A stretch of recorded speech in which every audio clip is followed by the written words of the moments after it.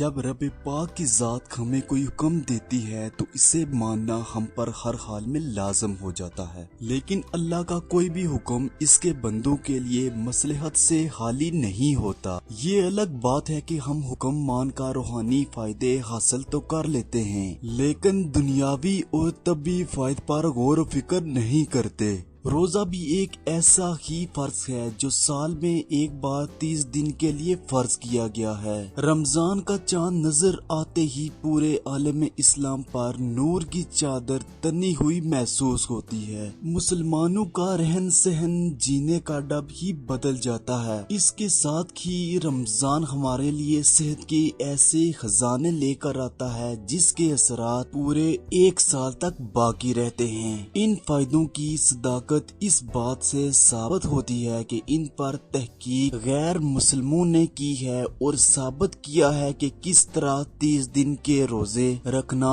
انسانی صحت کے لیے مفید ہے۔ یہ فوائد کیا ہیں ہم آپ کو اس ویڈیو میں بتاتے ہیں۔ نمبر 1، جسم کو زہریلے مواد سے پاک کرنا۔ ہمارے جسم میں بہت سی ایسی چیزیں بناتا ہے جن کی زائد مقدار جسم کے اندر زہر کا کام کرنے لگتی ہے۔ روزے میں چونکہ معدے کا کام کم ہو جاتا ہے، اس کے ساتھ ہی تمام جسم پر مسلسل کھانے کو ہضم کرنے کا بوجھ نہیں رہتا، تو جسم ہماری اندرونی صفائی کرنے لگتا ہے جس سے اندر موجود تمام فاضل چیزیں خارج ہو جاتی ہیں۔ نمبر 2، وزن کم کرنے میں مددگار۔ اگر روزے میں غیر ضروری اشیاء نہ کھائی جائیں تو یقیناً رمضان میں وزن کم کرنا انتہائی آسان ہے، اور بہت سارے لوگ رمضان میں اپنا وزن کم کرنے میں کامیاب بھی ہو جاتے ہیں، لیکن اس کے لیے ضروری ہے کہ تیل اور چینی والی اشیاء سے گریز کیا جائے۔ نمبر 3، کینسر کے خلیات ختم کرنا۔ کینسر جسم کا سڑا گلا حصہ ہوتا ہے اور بھوکا رہنے کی صورت میں جب جسم کو کم غذائیت ملتی ہے تو جسم اس سڑے گلے حصے کو کھانا شروع کر دیتا ہے اور یوں کینسر کا خاتمہ ہو جاتا ہے۔ نمبر 4، بڑھاپے کے اثرات کم کرنا۔